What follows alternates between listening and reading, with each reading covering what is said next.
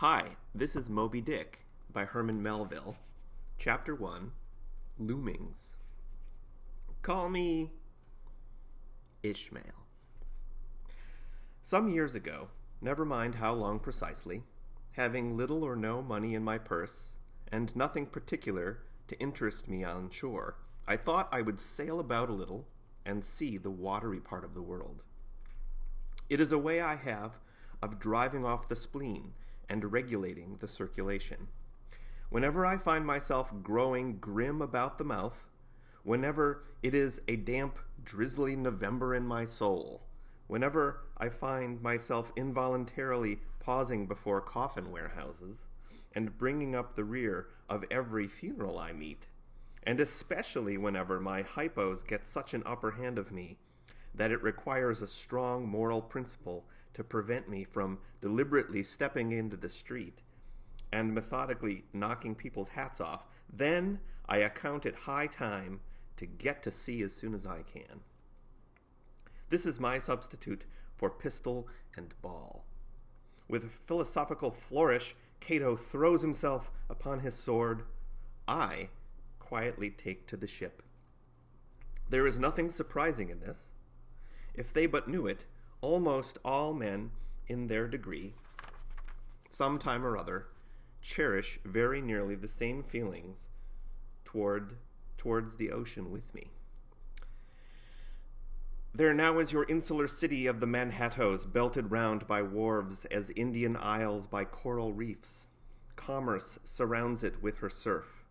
Right and left, the streets take you waterward. Its extreme downtown is the Battery, where that noble mole is washed by waves and cooled by breezes, which a few hours previous were out of sight of land. Look at the crowds of water gazers there. Circumambulate the city of a dreamy Sabbath afternoon. Go from Corlier's Hook to County Slip, and from thence by Whitehall northward. What do you see? Posted like silent sentinels all around the town, stand thousands upon thousands of mortal men fixed in ocean reveries. Some leaning against the spiles, some seated upon the pierheads, some looking over the bulwarks of ships from China, some high aloft in the rigging, as if striving to get a still better seaward peep. But these are all landsmen of weak days, pent up in lath and plaster, tied to counters, nailed to benches, clinched to desks. How then is this? Are the green fields gone? What do they here? But look, here come more crowds, pacing straight for the water, and seemingly bound for a dive. Strange. Nothing will content them but the extremest limit of the land. Loitering under the shady lee of yonder warehouses will not suffice. No, they must get just as nigh the water as they possibly can without falling in. And there they stand, miles of them, leagues. Inlanders all, they come from lanes and alleys, streets and avenues, north, east, south, and west. Yet here they all unite. Tell me, does the magnetic virtue of the needles, of the compasses, of all those ships attract them thither? Once more, say you are in the country, in some high land of lakes. Take almost any path you please, and 10 to 1 it carries you down in a dale and leaves you there by a pool in the stream. There is magic in it. Let the most absent-minded of men be plunged in his deepest reveries, stand that man on his legs, set his feet a-going, and he will infallibly lead you to water, if water there be in all that region. Should you ever be athirst in the great American desert, try this experiment. If your caravan happen to be supplied with a metaphysical professor. Yes, as everyone knows, meditation and water are wedded forever. But here is an artist. he desires to paint you the dreamiest, shadiest, quietest, most enchanting bit of romantic landscape in all the valley of the Saco. What is the chief element he employs? There stand his trees, each with a hollow trunk, as if a hermit and a crucifix were within. And here sleeps his meadow, and there sleep his cattle, and up from yonder cottage goes a sleepy smoke. Deep into distant woodlands winds a mazy way, reaching to overlapping spurs of mountains, bathed in their hillside blue. But though the picture lies thus tranced, and though this pine tree shakes down its sighs like leaves upon this shepherd's head, yet all were vain unless the shepherd's eye were fixed upon the magic stream before him. Go visit the prairies in June, when for scores on scores of miles you wade knee-deep among tiger lilies. What is the one charm wanting? Water. There is not a drop of water there. Were Niagara but a cataract of sand, would you travel your 1,000 miles to see it? Why did the poor poet of Tennessee, upon suddenly receiving 2 handfuls of silver, deliberate whether to buy him a coat, which he sadly needed, or invest his money in a pedestrian trip to Rockaway Beach? Why is almost every robust, healthy boy with a robust, healthy soul in him at some time or other crazy to go to sea? Why, upon your first voyage as a passenger, did you yourself feel such a mystical vibration? When first told that you and your ship were now out of sight of land? Why did the old Persians hold the sea holy? Why did the Greeks give it a separate deity and own brother of Jove? Surely all this is not without meaning. And still deeper the meaning of that story of Narcissus, who, because he could not grasp the tormenting mild image he saw in the fountain, plunged into it and was drowned. But that same image we ourselves see in all rivers and oceans. It is the image of the ungraspable phantom of life, and this is the key to it all. Now, when I say that I am in the habit of going to sea whenever I begin to grow hazy about the eyes, and begin to be overconscious of my lungs, I do not mean to have it inferred that I ever go to sea as a passenger. For to go as a passenger you must needs have a purse, and a purse is but a rag unless you have something in it. Besides, passengers get seasick, grow quarrelsome, don't sleep of nights, do not enjoy themselves much, as a general thing. No, I never go as a passenger, nor, though I am something of a salt, do I ever go to sea as a commodore or a captain or a cook. I abandon the glory and distinction of such offices to those who like them. For my part, I abominate all honorable, respectable toils, trials, and tribulations of every kind whatsoever. It is quite as much as I can do to take care of myself without taking care of ships, barks, brigs, schooners, and what not.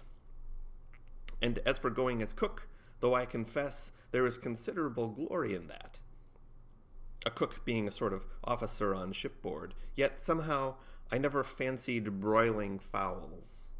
Though once broiled, judiciously buttered, and judgmatically salted and peppered, there is no one who will speak more respectfully, not to say reverentially, of a broiled fowl than I will. It is out of the idolatrous dotings of the old Egyptians upon broiled ibis and roasted river horse that you see the mummies of those creatures in their huge bakehouses, the pyramids. No, when I go to sea, I go as a simple sailor, right before the mast, plumb down into the forecastle, aloft there to the royal masthead. True, they rather order me about some, and make me jump from spar to spar like a grasshopper in a May meadow. And at first, this sort of thing is unpleasant enough. It touches one's sense of honor, particularly if you come of an old established family in the land, the Van Rensselaers, or Randolphs, or Hardicanutes. And more than all, if just previous to putting your hand into the tar pot, you have been lording it as a country schoolmaster, making the tallest boys stand in awe of you. The transition is a keen one, I assure you, from a schoolmaster to a sailor, and requires a strong decoction of Seneca and the Stoics to enable you to grin and bear it. But even this wears off in time. What of it if some old hunks of a sea captain orders me to get a broom and sweep down the decks? What does that indignity amount to weighed, in the scales of the New Testament? Do you think the Archangel Gabriel thinks anything the less of me because I promptly and respectfully obey that old hunks in that particular instance? Who ain't a slave? Tell me that. Well then, however the old sea captains may order me about, however they may thump and punch me about, I have the satisfaction of knowing that it is all right. That everybody else is one way or other served in much the same way, either in a physical or metaphysical point of view, that is. And so the universal thump is passed round, and all hands should rub each other's shoulder blades and be content. Again, I always go to sea as a sailor because they make a point of paying me for my trouble, whereas they never pay passengers a single penny that I ever heard of. On the contrary, passengers themselves must pay, and there is all the difference in the world between paying and being paid. The act of paying is perhaps the most uncomfortable infliction that the two orchard thieves entailed upon us. But being paid, what will compare with it? The urbane activity with which a man receives money is really marvelous, considering that we so earnestly believe money to be the root of all earthly ills, and that on no account can a moneyed man enter heaven. Ah, how cheerfully we consign ourselves to perdition. Finally, I always go to sea as a sailor because of the wholesome exercise and pure air of the forecastle deck. For as in this world, headwinds are far more prevalent than winds from astern, that is, if you never violate the Pythagorean maxim. So for the most part, the Commodore on the quarterdeck gets his atmosphere at second hand from the sailors on the forecastle. He thinks he breathes it first, but not so. In much the same way do the commonalty lead their leaders in many other things, at the same time that the leaders little suspect it. But wherefore it was that after having repeatedly smelt the sea as a merchant sailor, I should now take it into my head to go on a whaling voyage. This, the invisible police officer of the fates, who has the constant surveillance of me, and secretly dogs me, and influences me in some unaccountable way, he can better answer than anyone else. And doubtless my going on this whaling voyage formed part of the grand program of Providence that was drawn up a long time ago. It came in as a sort of brief interlude and solo between more extensive performances. I take it that this part of the bill must have run something like this. Grand contested election for the presidency of the United States. Whaling voyage by one Ishmael. Bloody battle in Afghanistan. Though I cannot tell why it was exactly that those stage managers, the Fates, put me down for this shabby part of a whaling voyage, when others were set down for magnificent parts in high tragedies, and short and easy parts in genteel comedies, and jolly parts in farces.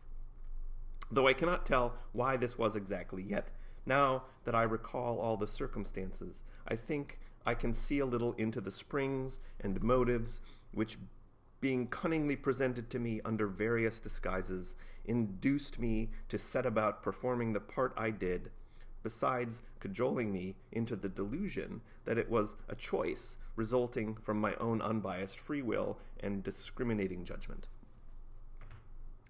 Chief among these motives was the overwhelming idea of the great whale himself. Such a portentous and mysterious monster roused all my curiosity. Then the wild and distant seas, where he rolled his island bulk, the undeliverable nameless perils of the whale, these with all the attending marvels of 1,000 Patagonian sights and sounds, helped to sway me to my wish. With other men, perhaps, such things would not have been inducements, but as for me, I am tormented with an everlasting itch for things remote. I love to sail forbidden seas and land on barbarous coasts. Not ignoring what is good, I am quick to perceive a horror, and could still be social with it, would they let me, since it is but well to be on friendly terms with all the inmates of the place one lodges in. By reason of these things, then, the whaling voyage was welcome. The great floodgates of the wonder world swung open, and in the wild conceits that swayed me to my purpose, two and two there floated into my inmost soul endless processions of the whale, and midmost of them all, one grand hooded phantom like a snow hill in the air.